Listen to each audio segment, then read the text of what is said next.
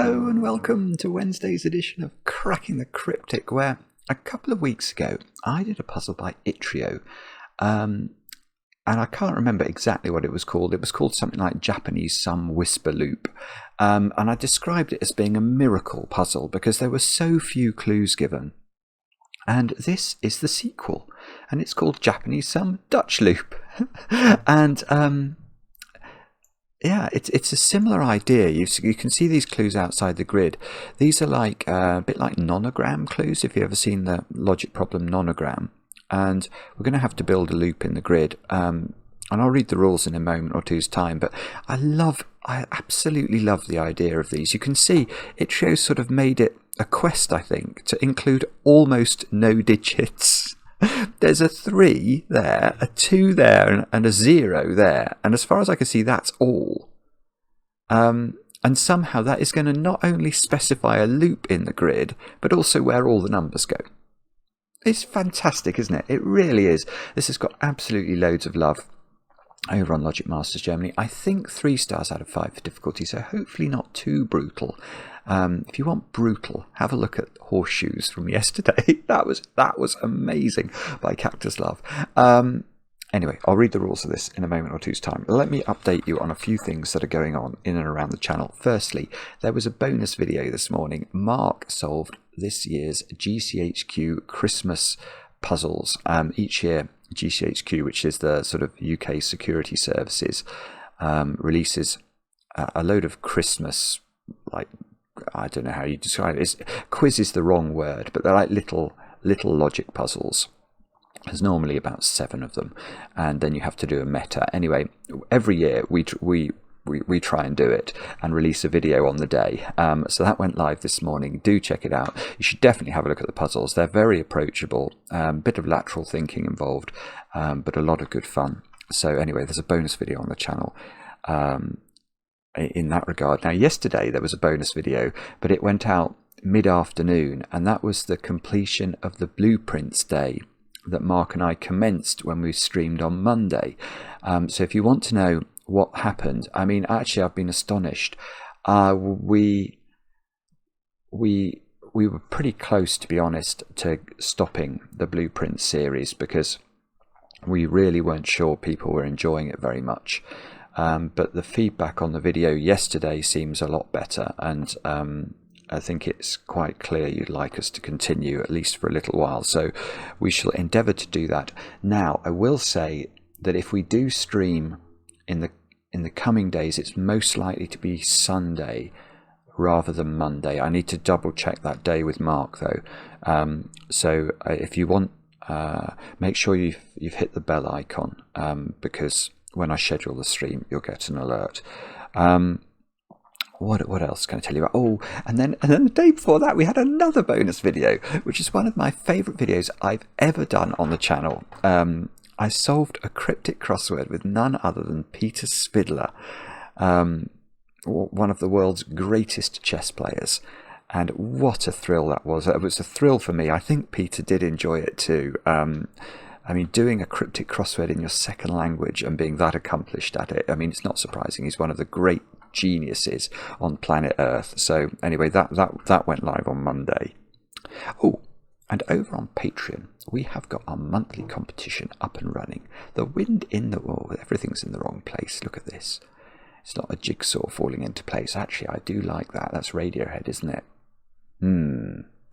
I probably won't have time to learn how to play that before this video goes live, but if I do, I will try. Anyway, the Wind in the Willows. This is where we were yesterday. You can see 13 puzzles in all. The goal is to try and help Mole, the short-sighted Mole, to open his advent calendar. Let's reload. 475 536. It's fantastic. Very well done to all 536 people who have solved all of the puzzles. That is phenomenal. 1,600 people have done the first puzzle. Do get involved. Loads of time left. Closing date's the 20th. And the prize, as usual, will be chance to come on the channel and solve a puzzle, which might appeal to some of you at least. Now, what else? Birthdays. birthdays. I'm going to start off with a very special birthday, actually in my family today. You may have heard me talk about my sister from time to time. My sister, who has made it very clear to me over the years how useless I am at parties and how shunned I am. Well, anyway, Hannah has turned the big 50 today. So Hannah, happy birthday. I hope your chocolate cake is very, very well iced, and I hope you share it. There, I've said it. Next, Katie. You've turned 31 today, and I know this because your husband Alex wrote to me. And I know you've got a six-week-old son as well, to whom you are a fantastic mother, Alex informs me, and also says that you watch every night. Well, thank you so much for doing that. I wouldn't have thought. I know sleep is very precious when you have a new baby. So the fact that I'm not sure you can still be watching, but if you are, that's fantastic. And Katie, I wish you a very happy birthday, and I hope you can have some chocolate cake. Next, Pinky. Pinky, it was your birthday yesterday. You turned 28. And I know this because, but you were with your girlfriend yesterday going around Surat Thani, I think it's called, which is a southern province in Thailand, where you managed to find some chocolate cake. That's great. Pinky, I hope you had it sounds like you did have a great birthday, and I hope that chocolate cake was good. Many happy returns. And then finally, Rohit. Rohit, it's your birthday, and I know this because your brother Karen wrote to me. And told, no, it's not your birthday. He told me your actual birthday was on October the 12th, but both of you obviously like maths. And Karen has noted that oct12, i.e. the 12 in octal, is the same as decimal 10, which is today, December the 10th. So I should wish you a happy birthday today. I quite like that, I have to say. So Rohit, I hope your actual birthday was very good, and I hope you had chocolate cake then. And this is probably something of a surprise. And with all that said and done, let's turn our attention to doing, or at least attempting, yttrio's new puzzle. Japanese sum, Dutch loop, and the rules are as follows. We have got normal Sudoku rules apply, so we're going to have to put the digits 1 to 9 once each in every row, every column, and every 3x3 box. Then we have to draw a 1-cell wide loop of orthogonally connected cells. The loop may not touch itself, not even diagonally. So what does that mean? We couldn't have a loop that looked like that. Let's have the colour orange today because it's a Dutch loop. Because this loop, it clearly touches itself here, which is too naughty for words and will mean we get the puzzle wrong. So it definitely can't do something like this. That's even worse. So we couldn't have a loop that looked like that. Because you can see at this junction that the loop is 1 cell wide and it's touched itself. So although that looks like a loop, it would be a loop that is inexcusably over familiar with itself. So don't make loops like that. They won't be right. Right, the loop acts as a Dutch whispers line, i.e. adjacent digits on the loop must have a difference of at least 4. So if the loop looked like this, let's make it orange, and if this cell was a 1, then these cells would have to be at least equal to 5, because they have to be at least 4 different from the digit 1. So they could be 5, 6, 7, 8, 9. Now, those of you familiar with German whisper logic you may also know about Dutch whispers. Dutch whispers I find much harder than German whispers. They are peculiar creatures. But anyway, we shall try and work out how they work properly when we're doing the solving. Okay, there's one more rule. Japanese sums. Clues outside the grid give the sums of loop segments in their respective row or column in order, where cells not on the loop separate segments. A question mark indicates any digit from 0 to 9, but no clue may have a leading 0. So this clue, oh, it won't let me click on it, but that clue there couldn't be 0, 9, for example. That for first question mark must be an actual proper number that's higher than 0. An asterisk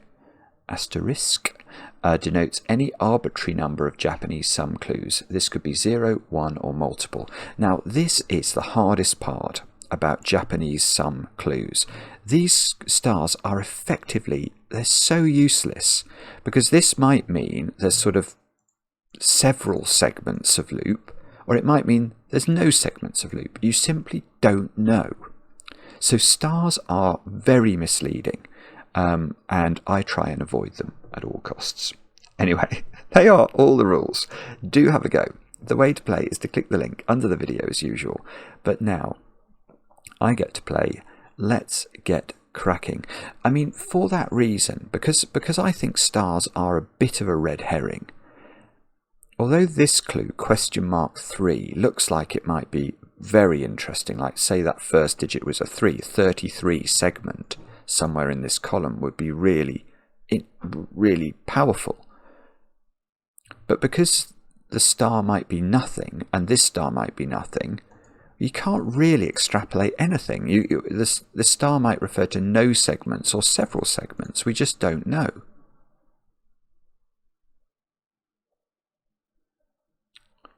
I think it's more likely that we start either here or here, perhaps.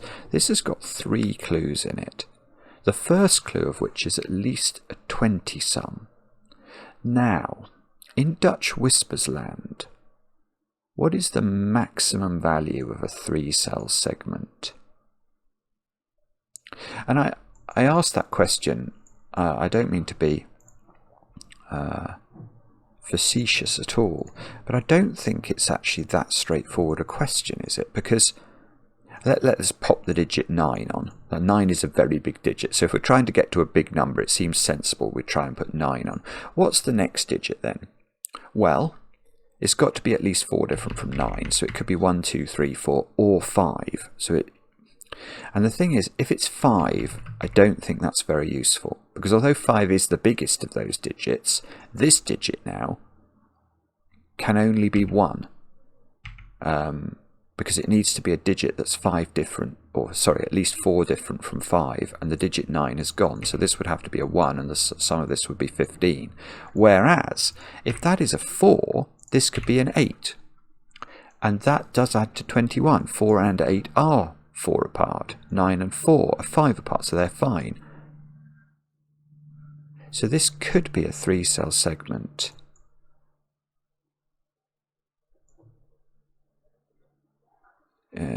Okay, I've gone off this row. I don't think this row is the start actually, and the reason I'm seeing that is I don't see how you resolve these question marks. They could be, if they're horizontal segments, it's interesting, but if they're vertical segments going up the grid like this, they might only be 1 cell wide. So let's take an extreme situation. Let's say it's a 1 cell wide, a gap, and then another 1 cell wide. Then this 20 clue, which we know can be done in 3 cells. Oh, okay. Well, that would still imply that this cell is definitely on the loop. So maybe that is something. Maybe that's what we learned from this row, that this cell is on the loop. Let's imagine it wasn't. How would we complete the row? Well, now we know these 2 cells can't be on the loop, because you can't make 2 cells in Sudoku sum to 20-something. We know that the 20-something is at least 3 cells, and we haven't got enough room now for 2 different segments, so that will not work. Right, so this cell is definitely on the loop. And we've got a double question mark clue at the start of the column. But that could be as low as 10, couldn't it? Which could be easily done in 2 cells.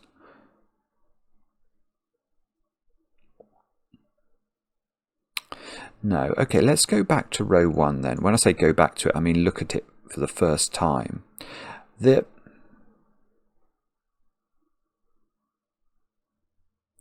Right. The thing I'm wondering about is something I learned when we last looked at this sort of puzzle. And that is that I remember talking about London taxis and London buses, because that is very important when you're solving a Japanese loop puzzle. And it is maybe important here. The reason I think it might be important is that there are clearly two segments of loop in this top row. And it's important to recognise that where you have this criteria in the instructions that says the loop cannot touch itself, that's going to force the loop to act more like a London bus than a London taxi. Now, London taxis are very famous for their turning circles. They can turn on a sixpence. They need basically no space to turn, whereas a London bus needs a lot of space to turn. So let's imagine we've got a London bus coming up here and hitting the edge of the grid. How quickly can it turn? Now in this, it could turn. Now having turned, it can't come to this cell because the loop is touching itself. So it has to do a wide turn, doesn't it? So that is, this sort of U pentomino type shape is the shortest turn that's possible in this puzzle. And that means that at least 6 cells of the top row are orange, because there's 2 loop segments. And even if we keep each loop segment as short as we can, it must take 6 cells in total, 3 each. So it's 3 each minimum and a gap between them. So if it started here, gap 1, 2, so this segment is definitely in. Yeah, this is lovely. That's very clever. Goodness me, yttrio is such a good constructor. Right, so what we're sort of doing nonogram type logic. Because we know that each segment in this row is at least 3 long, if we pack it into the left-hand side, 3, gap, 3, this cell is in that run. And if I pack it into the right-hand side, 3, dot, so nothing, no loop segment, and another 3, this cell is definitely on the loop. So it's not possible to construct the top row without these cells being on the loop. Let's prove that to ourselves. It's the same logic we've just done here, just slightly different. If this is off the loop, these two are clearly off the loop because we're not a London taxi. We can't turn quickly enough to go into these cells. So we'd have a 3-cell segment because we have to come in and turn, and then we couldn't fit another 3-cell segment in. So these are definitely on the loop. Now this looks interesting for column 3 because this cell, this is beautiful. It's beautiful because now this is telling us that this is not a loop that's doing this, is it? Because we couldn't write a double-digit number into this cell. So the loop is doing that. It's coming in. This is where it enters row 1. Now, does it go that way? It doesn't go that way. It doesn't go this way, because if it went this way, let me show you. This double-digit clue is wrong, because this can't be a 1-cell segment again. We can't fill it with a double-digit number. So the segment would go that way, and the loop would touch itself, and it would be a very tiny loop, and that's not the idea.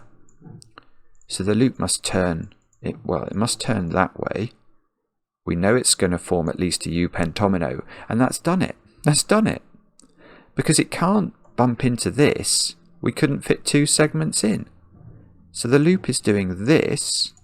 This is a gap in the loop. Let's use blue for gap in the loop. This is another corner of the loop. So the loop's coming in, in. And we're off and running here. This is all off the loop, because we've now found our 2 segments in row 1. This is off the loop, or the loop would touch itself. This is off the loop, or the loop would touch itself. Both of these 2 cells are off the loop, or the loop would touch itself. Let me explain that. Let's imagine we tried to put this cell on the loop, and we made the loop do this. You can see that as the loop comes up here, these 2 cells touch one another.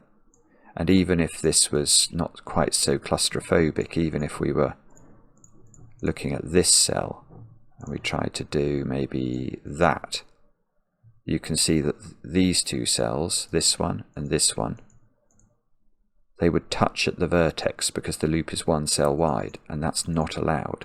So we can't do that. So let's just unwind all this and note that these two are both definitely off the loop. Now, well, yeah, okay, now let's look at this cell. I think that has to be on the loop, because we've got a double-digit clue here that obviously can't fit into this cell.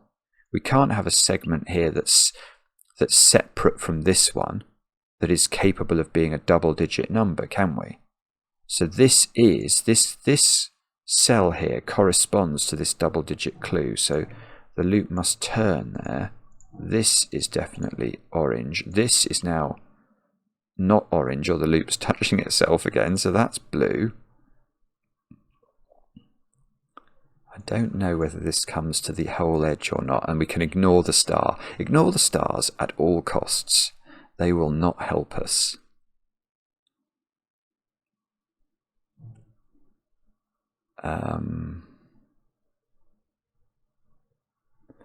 Right.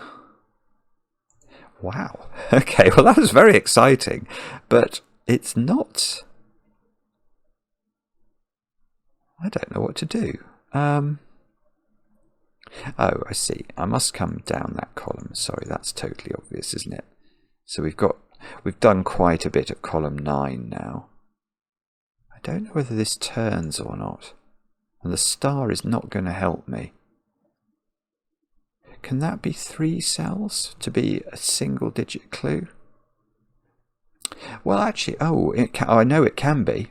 I know it can, and do you know how I know it can be?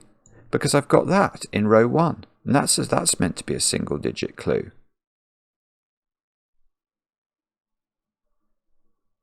Okay, that's difficult actually.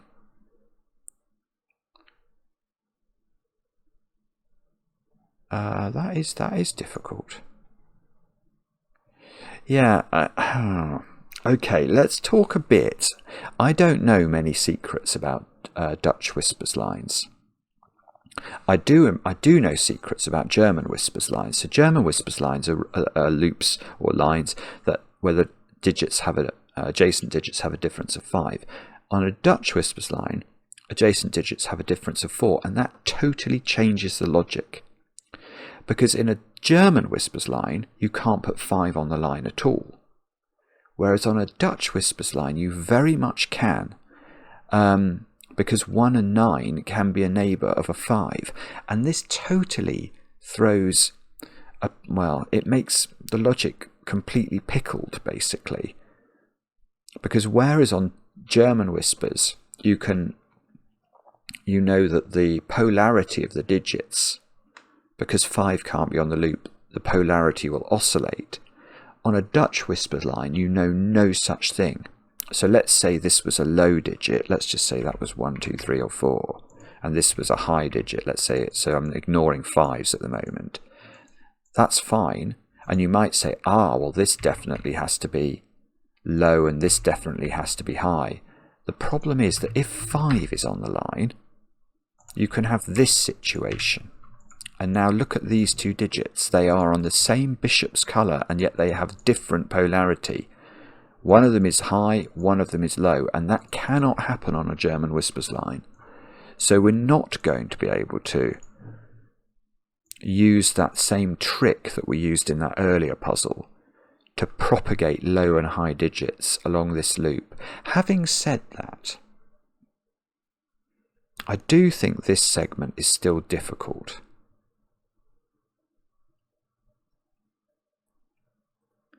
Yeah, I find it hard to believe that it might even have to be 1, 2, 6 there. 6 can be next to 1 and 2, and that would add up to 9. We certainly can't use... We can't use 5 in this stretch. That won't work. A 5 here would be surrounded by 1, 9 and add up to 15. if this was a 5 and this was a 1, that would seem to be, you'd seem to be doing very well, wouldn't you? But then this has to be at least a 6, and that's not going to be a single digit total.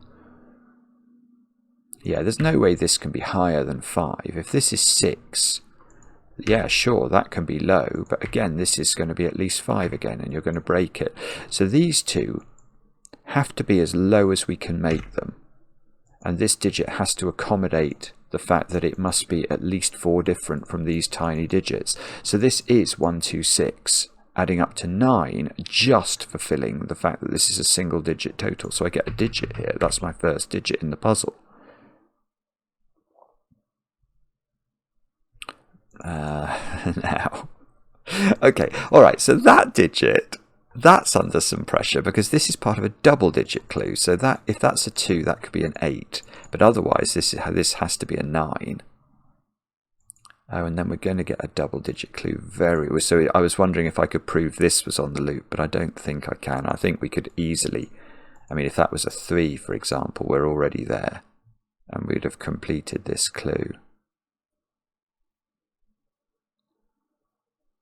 Right.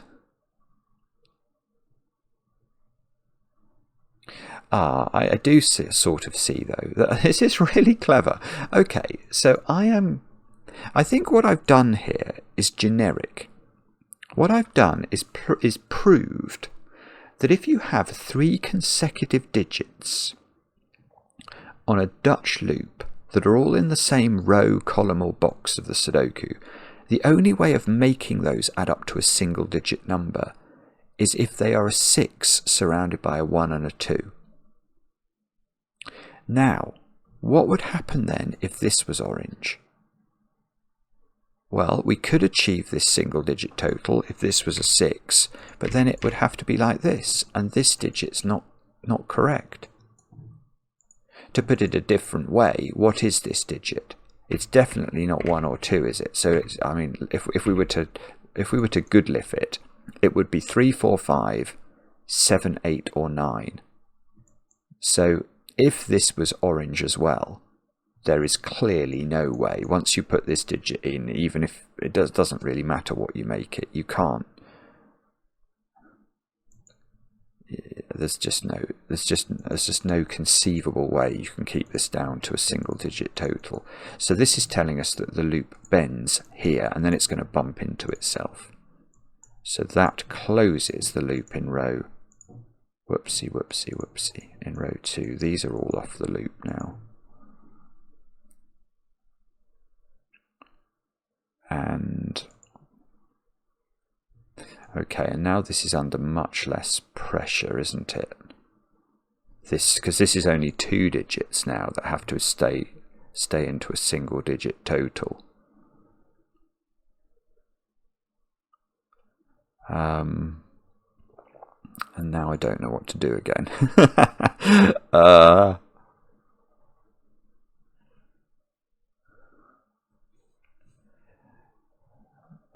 No, actually I do. I finally got the idea of this, I think. Right, let's have a look at row 4 now. It's beautiful logic. It's beautiful logic. It's like, it was beautiful magic.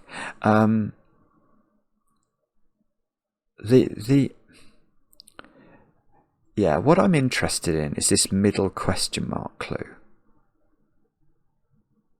It's beautiful, actually. It's really beautiful. Right. This is so gorgeous. How are we going to do row 4? And the reason we need to ask that is that effectively row 4 has become a bit like row 1, in the sense that we've got this cell here, which could turn, although I don't think it's going to be able to, but it could turn. Then somewhere in the row, after this segment, we have the middle segment. Now, remember, it's like a London bus. So wherever the line comes in to start creating that segment, it's going to turn, and it's going to have to be a wide turn, isn't it? Which means that this middle clue here is definitely taking at least 3 orange cells sequentially in row 4. And what's this 20 clue taking? Well, you can't make 20 with Sudoku digits in less than 3 cells. So we now know we actually know how this line works. Exactly. The first segment is at least 3 cells. Well, let's pack it in on the left-hand side. Then there must be a gap. The second segment is at least 3 cells. And then there must be a gap. And the third segment, this final question mark, could be a 1-cell segment, provided that the loop just continues down column 9 and doesn't turn. And that you can see that there's no other way of constructing it. You can't do it in less than that. So it is that. So that means that this is orange, these 3 are orange, these 2 are blue. We've got a London bus turn there. We've got a turn here. The loop can't touch itself, so it's got to be a segment. And now, so now we're going to have to do that to get out, otherwise the loop will touch itself if it came straight down there. So we've got this situation going on. These 2 are off the loop, or the loop will touch itself. That's orange. These 2 are orange. This is definitely orange. That's blue. This is blue for the same reasons we looked at before. Don't know about this, don't know about this, but that's still progress. That's at least quite decent progress. Now,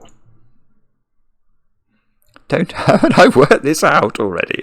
I think this has to be 1, 2, 6 again. I don't see how it could be anything else. That's given me a 1, 2 pair in this column.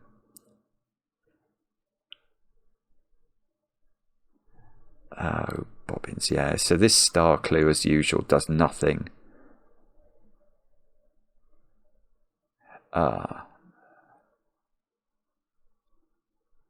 Okay, but we haven't dealt with the question mark 3 clue yet in this column, unless that can't just be a 3, can it? The question marks have to be not zeros. Yeah, no leading zeros. So this clue is at least a 13 clue.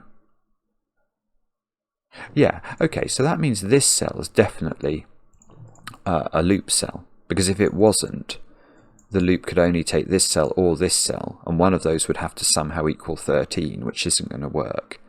Now, yeah, this is lovely as well. It's just, it's so gorgeously put together, this. I can now tell you,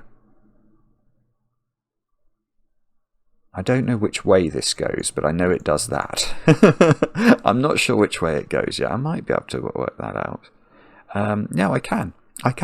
I know it does this as well. If you can't see why, it might be worth pausing the video, because I haven't done anything clever there. I've just used the stuff that we've been doing. But let me try and explain. If this wasn't a 3-cell segment, we've got to make a decision about how the loop ended up. Let's say it was a 2-cell segment. How did the loop achieve this 2-cell segmentation? Well, what it cannot have done is come along here, say, turned down, and then turned back on itself, because we know that when the loop turns, it does it slowly. So the only way it could be a 2-cell segment is if it did that or that. And those things are fine, except that they aren't. The loop's parity is broken by this. What do I mean by parity? Well, we have to make sure that in any closed off section of this puzzle, there are an even number of loop ends. What do I mean by that? Well, let's look up here. It's clearly possible that these could connect with one another, and the loop would close, and that would make sense. But let's imagine we had this situation. You can see that coming into this area of the grid, that area there, which I've just highlighted, we've got 3 loop ends, And we can't get another loop end in here because another loop would have to touch this loop, so it would have to sort of run along the bottom of the row. That's not going to work. So we'd have 3 discrete loop ends in this portion of the grid. Well, we can connect 2 of those together. That's fine. What are we going to do with the other one? It's going to be stranded. And it can't be stranded because this is meant to be a loop. So you cannot do that. So you simply cannot have a 2-cell segment there here. It just doesn't work. The parity of the loop will break down. But what that means is, which direction does the loop now go? Because we know we have to preserve the evenness of the parity. We could absolutely turn it this direction twice. That's fine. I've now got an even number of loop ends over here. But it's either doing this or it's doing that. It's never doing this. But it doesn't do this. And the reason is, look at this clue, (0). If we do this, we've got to remember we've got to keep this loop apart. Can you see how it's going to close? It's going to have to close like this. And this segment is meant to be a double-digit segment, because this is a (0), and it wouldn't be. So this is definitely not correct. So what we're going to do instead is this, and that must be useful, he says. That's now I'm going to do the same trick because I've got a slow turning London bus. There we go. We're going to do that. Look. This can't be on the loop because it would touch this one at a vertex. So all of these are off the loop.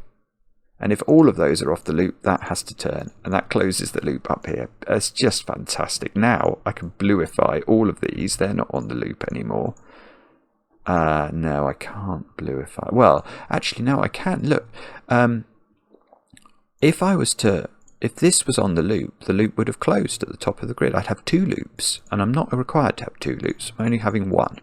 So this is loop, that's loop, these are all off the loop. The loop has to get to that cell now, so it's got to come down here.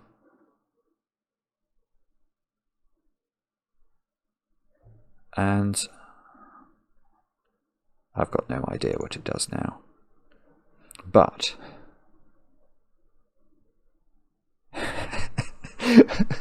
but it is sort of ridiculous to me. Actually, it's incredibly ridiculous, isn't it? Because what we've now got is a situation where I've managed to put 2 digits into the grid and make 5 pencil marks.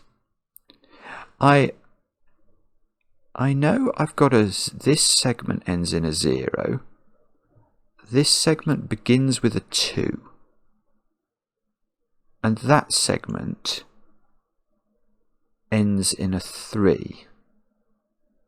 And that is apparently enough to not only allow me to fill the loop, disambiguate how this closes, but also do all the Sudoku digits in cells like these where there are no loop. I just don't know. It's just remarkable what these constructors come up with. I don't really even know where to start looking here. What?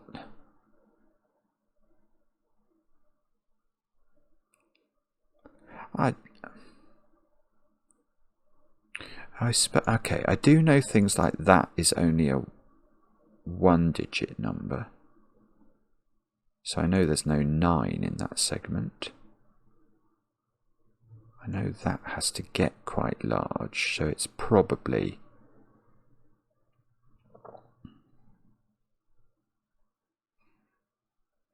Oh, I see. Yes, okay.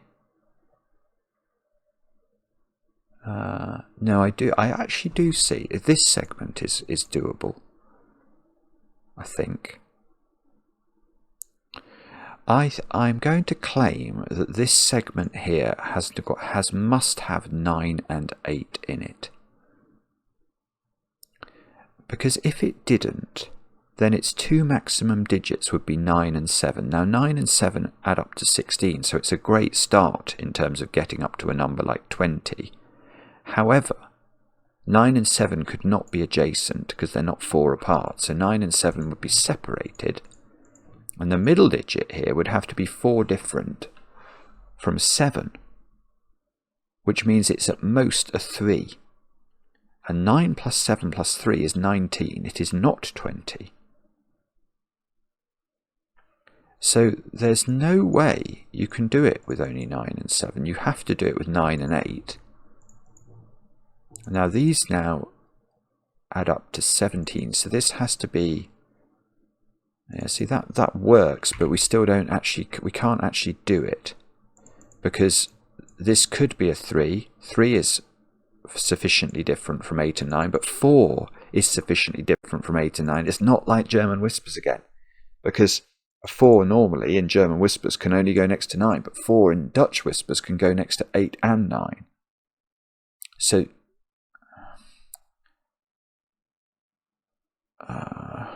I don't know what that means.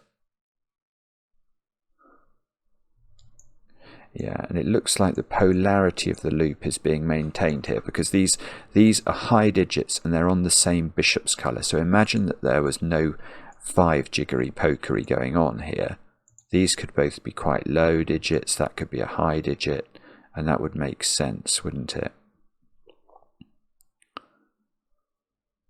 Right, so how do we do this? I don't know.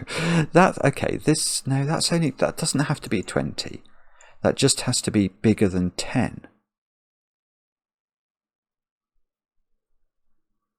Maybe it's this digit. That is a single digit total. Right. Thing is, that could be 5 and 1 would work. Let's assume there's no 5. Let's just try and think about it from purely a German whisper, sort of opposite polarities. So let's assume there's no 5 there.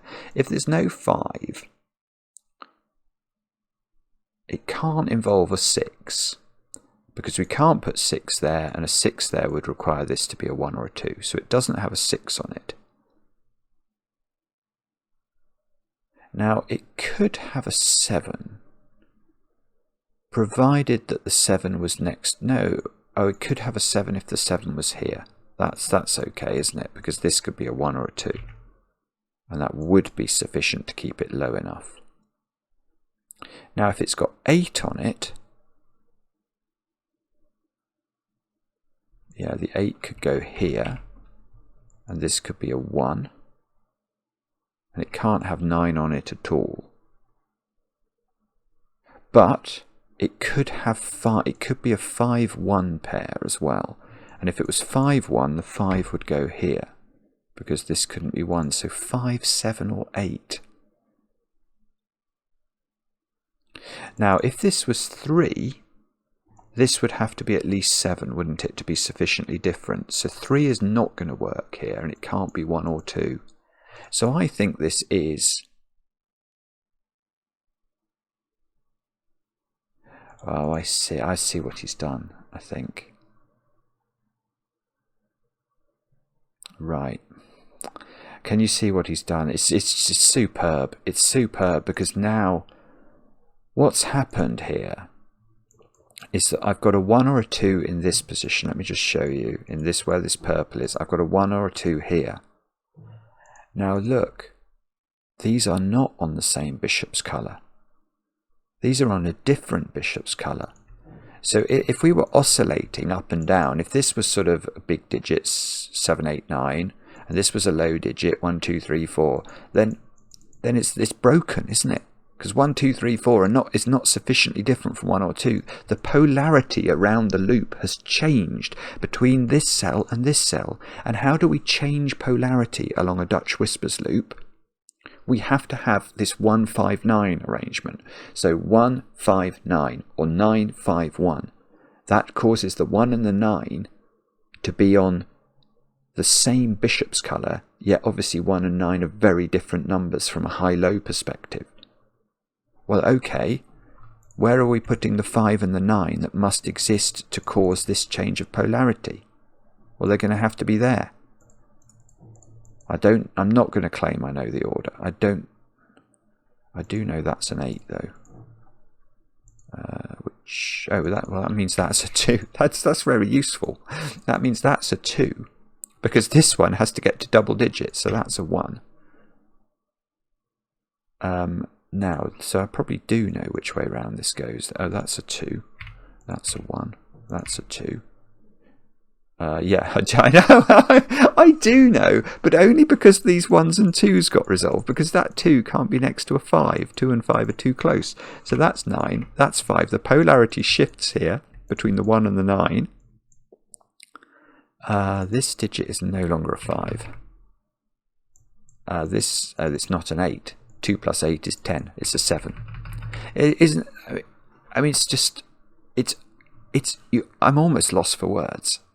I'm sort of stuttering away with my sentences because you can't quite believe that human ingenuity can come up with this stuff, can you? I mean, it's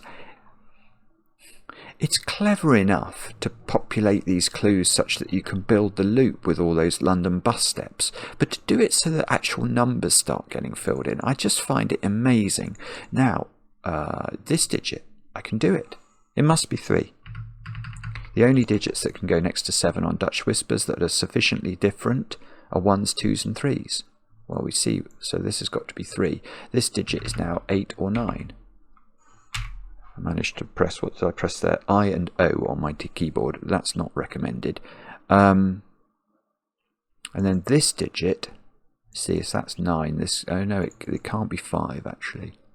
So this is 1 or 4. If it was 4, this would be 8 or 9.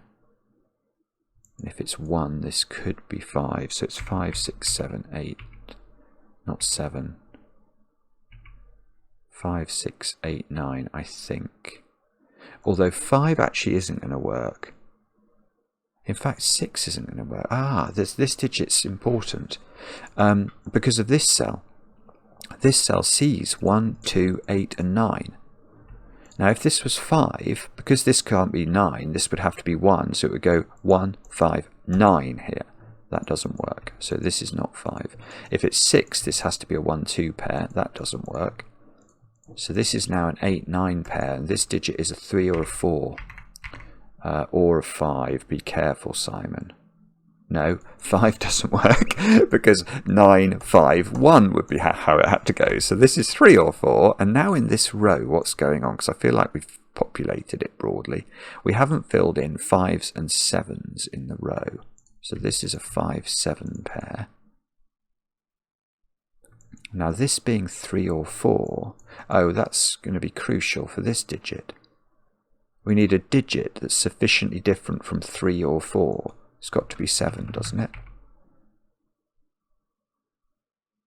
We need a digit that's 4 different from this, and it's not 8 or 9. It must be 7. This must be 3. So this is 4. So the total for this one was 21. It wasn't 20. This is 5 now, because that's 7. So that's 7.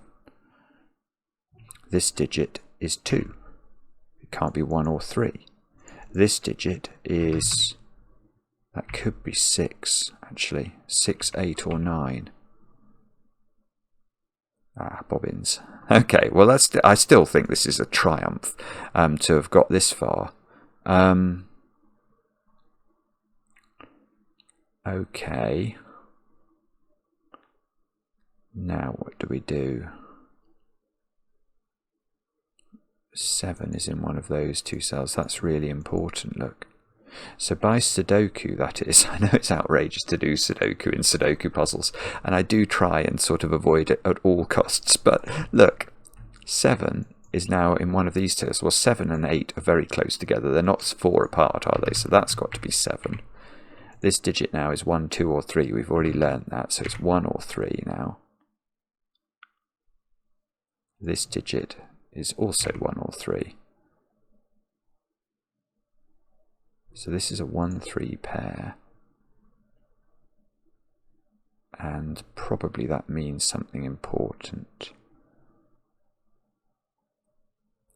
Can't quite see how to do it. Bobbins. Right.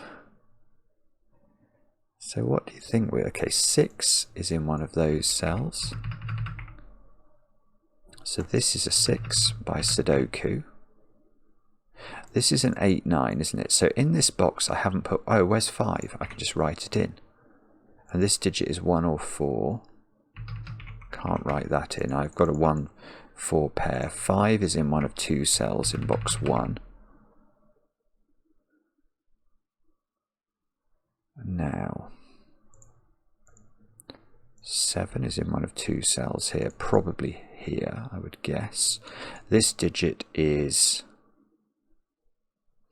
well, I'm going to say 1, 3, or 5.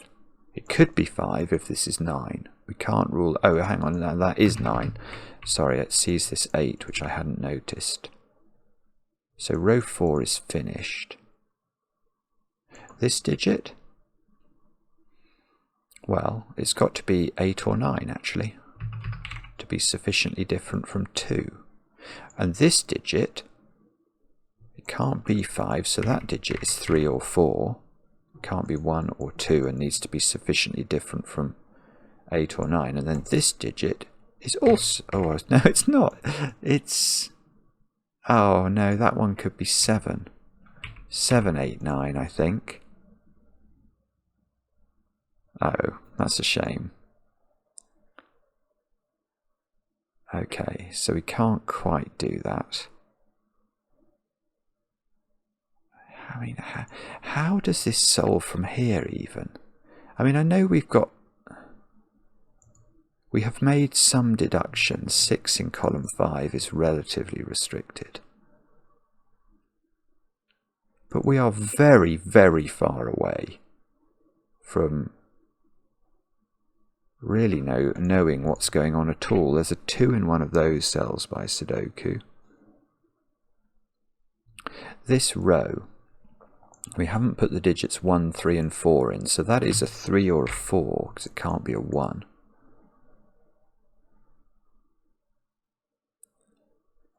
And I don't know what to do. We're going to have to look at this loop again, aren't we? Oh, hang on, right, I hadn't thought about this. So this segment, this must be a 10 segment. It's only a 2-cell segment.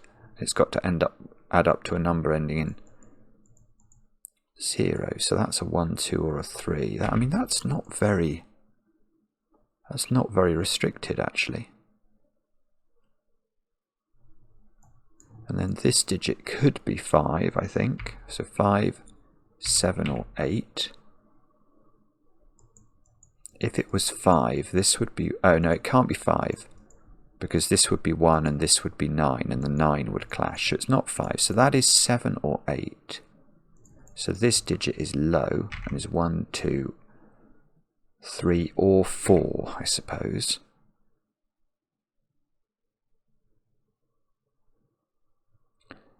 Okay.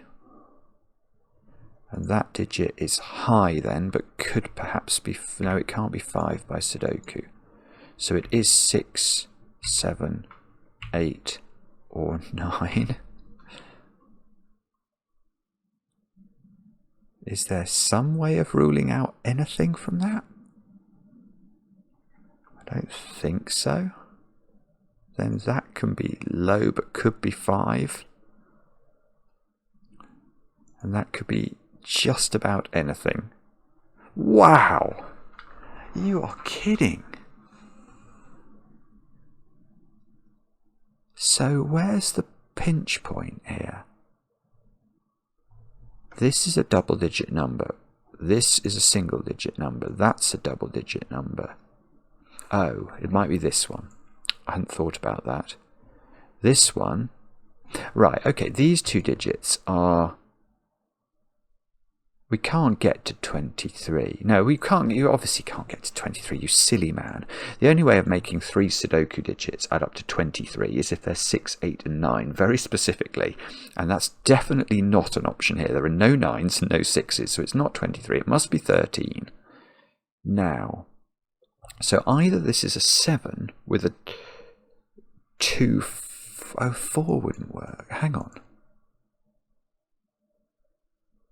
Oh, that's it. Right. This digit can't be 7, because these two would have to add up to 6 to make 13 for the total. Now, how are we getting that 6? We can't use 1 and 5. 5 is not an option for either of these cells. It's too close to the 7 here. So we'd have to use, well, 2 and 4 would be the other way of doing it, and 4 is too close to the 7. They're only 3 apart. You can't put double 3 in, so this has to be 8. So this is 8. This is not 8. This is not 8. No, that can be 4. So what do we... Okay, so we need 5 more. So these two digits add up to 5. But they could be a 1-4 pair, probably. 1-4 or 2-3.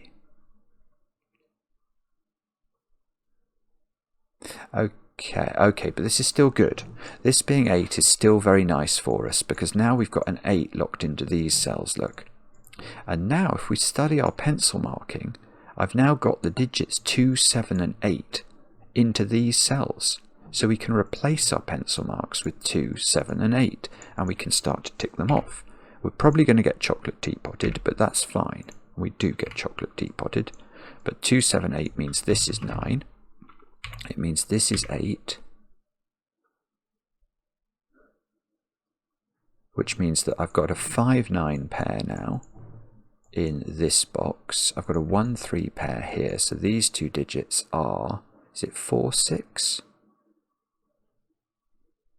Oh, that's really helpful. That is really helpful. I think it's 4, 6, and I've got a 4 here. So this is 4, this is 6, this is 1, this is 4. This is now 3. So this is 4 by Sudoku. Ooh, that's lovely. Look down this column now. Those added up to 5, and they now are not 1-4 because of this 4. So these are a 2-3 pair. This now unwinds my chocolate teapot. That's 7, 8, 2. Oh my goodness. This is simply stunning. Just how good are the puzzles that we've got to solve recently? It is mind-blowing. 9 here by Sudoku. 7 here by Sudoku. So that should be a 6, I think. It's not 9 or 7. It has to be 6. Is that true, though? Yeah, I think it is true. Just pencil marking, and now 6 can't go next to 3, so that's got to be 2. That's got to be 3. 7 can't go next to 4, so that's got to be 3. In this column, what have we not put in? 4. So 4 goes there. In this column, what have we not put in? 1, 5? Yeah, I think 1 and 5. In this column, what have we not put in? 4 and 8. Okay, we'll put 4 and 8 in. In this column, well, 1, 5, 9. Okay, 1, 5, 9. Right, what can we put next to 6 though? We certainly can't put 5, and we certainly can't put 9. They're too close to 6, so this is a 1.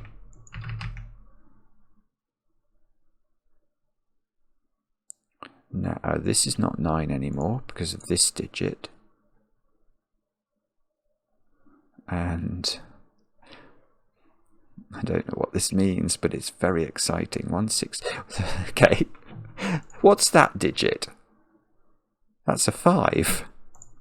It sees 1, 6, 2 in a row, and a whole load of 5 other digits in its column that are not 1s, 6s and 2s, so we just have to find the missing digit, and that's a 5. Right, what are those then? 1, 2, 6. Okay, that's naked. It sees 1 and 2, so that's a 6. This is a 1, 2 pair. That 6 does this cell, that's now 8, that's 8, that's 4. these two digits are 4 and 9. That's incredibly annoying. Apparently that's not resolved. I bet there's more Sudoku we can do. Let's have a look at row 5. What do we need? 1, 3, 5, 6. So that's 3. Okay, so right, the sensible question I could have asked presumably ages ago is where's 6 in the row? It's got to be there. Now, I'm not sure where the best place to go is. It might be this cell. Yeah, well, no, maybe not actually. It probably is. Are there any other clues I haven't used? Well, let's look at this digit. What's this? It's got to be different from 1 by at least 4, and it's not 5, 6, 8 or 9. So doesn't that have to be 7?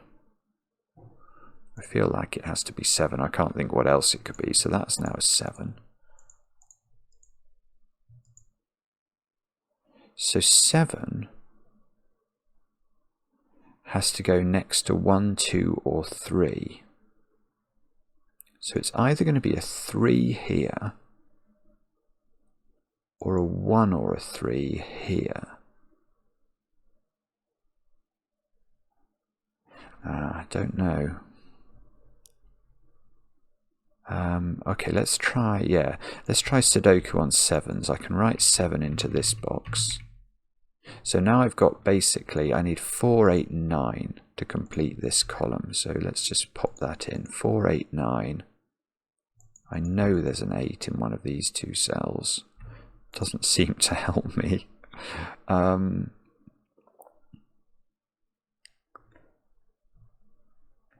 It's going to be something to do with how the loop shuts, I think. Have I missed a clue that would really help me fathom this out? I may have done. Okay, let's think about this digit. What is this? If this was 1, this can't be 6, 7, 8 or 9, so it has to be 5. If this is 3, this has got no option. Because it has to be high then. It's got to be at least 7. And 7, 8 and 9 are not available. That's not a 3. So that's a 1, 5 pair in row 5. And this is a 3.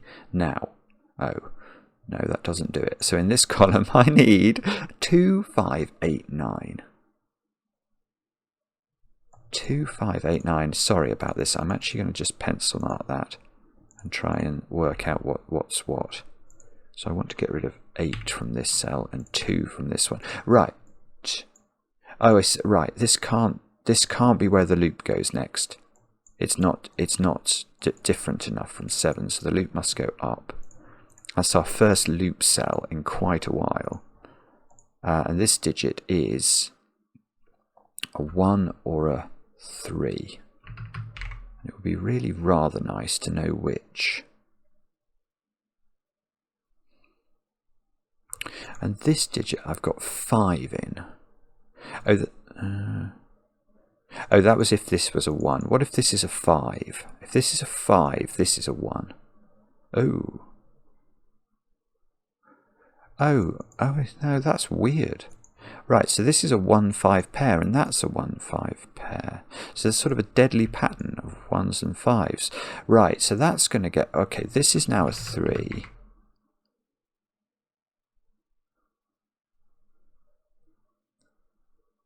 So what's going on in this column? What do I not put in? 6. Well, that is a 6, and that's definitely not where the loop goes, because 3 and 6 are too close together. So that's blue. So the loop's turning. The loop's turning into a 9, because we need a digit that's sufficiently different. Now I get 9 in the corner up here, which is double 3. I've got no 3s in the corner today, I'm afraid. For those of you probably cheering about that. Now 1, 2, 6 in this, that's a naked single 6. This is a 1 or a 2. Apparently not resolved. That could be the continuation of the loop. The loop must turn here. That's lovely. The loop turning here tells me this can't be 5, and that unwinds the deadly pattern. So that's 1, that's 1, that's 5, that's 5. Good grief. 3, 4, 9. 3 in this column has to be there. This has to be 4. That's 4. That's 9. These two squares are an 8, 9 pair, and we know the order using this power of this 9. Right, this is not an 8. It's not an 8. So 1, 2, 5. Oh dear. Okay, well that's still okay. That seems to be a 1, 2, 5 triple of the most strange variety, which makes this square an 8. Oh, this is a 2. This is a 1. This is a 5. This is a 1. This is a 2. It's almost like... Oh, I see. I am going to finish the puzzle without doing the loop. Right, I've got to do the loop. The loop could just turn there. So if it didn't, yes, okay, that is what it's going to do. Because it could, in theory, go to either of these 2s. That's true. But if it did go to here, it would have to go to the 5, and 2 and 5 are too close together. So it must close there. These are all blue. We can draw the loop in like this. And I think that is how to solve an absolutely brilliant puzzle again by yttrio. Wasn't that fantastic? It's all got resolved. All of these got resolved. I mean, there's hardly any clues. I think that's what I used for the thumbnail in the last one of these, which I called something like the miraculous loop puzzle, because I worked out how much of the grid was basically unspecified, and it was a vast amount of it. So, for example, here, there are literally no clues at all pointing at any number of cells in the puzzle. Anything in the bottom rows that doesn't have a column clue. These cells, these cells, these cells. That cell. That cell. This cell. This cell. You know, there's just great swathes of the grid that are completely untouched by clues, and yet the whole thing magically resolves itself. It's fantastic, isn't it? Let me know in the comments how you got on with the puzzle. I enjoy the comments, especially when they're kind. And we'll be back later with another edition of Cracking the Cryptic.